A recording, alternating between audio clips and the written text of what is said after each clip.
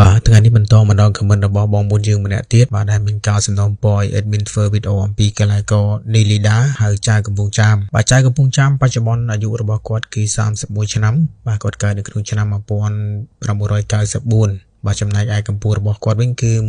1.85 សង់ទីម៉ែត្រហើយចៅកំពង់ចាមក៏ធ្លាប់ជាប់ជម្រើសជាតិនៅក្នុងឆ្នាំ2015ផងដែរបាទឥឡូវនេះខ្ញុំនឹងលើកយកការប្រកួតបាទជំនួបក្រៅផ្លូវការ3-4រវាងស្មាត់ចៅនិងស្មាត់ដំមកចែកជូនមកពីទស្សនាទាំងអស់គ្នាផងដែរ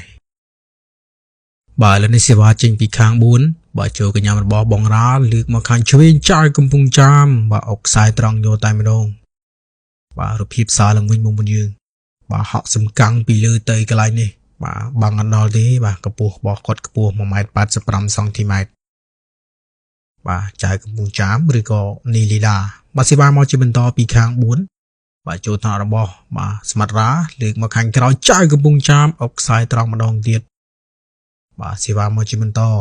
បាទចូលថ្នាក់របស់ស្មាត់រ៉ាលើកមកខាងក្រោយចៅកំពង់ចាមបាទបត់ត្រាវាយកតែម្ដងបាទសេវាទៅពី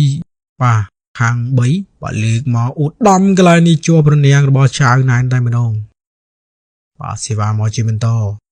បាទចូលថ្នាក់របស់បាទចៅកំពង់ចាមលើកមកខាងក្រោយដាច់បាំងបាទអុកយកតែម្ដងបាទរូបភាពសារឡើងវិញមកយើងកន្លែងនេះបាទបច្ឆោតល្អមែនទែនហើយក៏លោតសំកាំងពីលើកន្លែងនេះអុកសឹងតែបែកបាល់ទៅហើយបាទចៅកំពង់ចាមឬក៏នីលីដាបាទសេវាចេញពីខាង4ជាបន្តចូលថ្នាក់របស់ស្មាត់រ៉ាលើកមកខាងក្រោយបាទពីលើរនាំងខ្សែត្រង់បាទឥឡូវសេវាមកជាបន្ត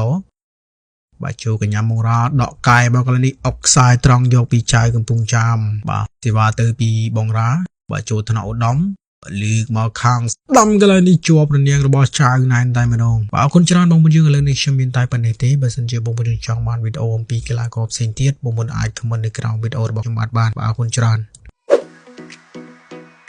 សូមជួយ like follow និង share page ដើម្បីទទួលបានវីដេអូថ្មីៗបន្ថែមទៀត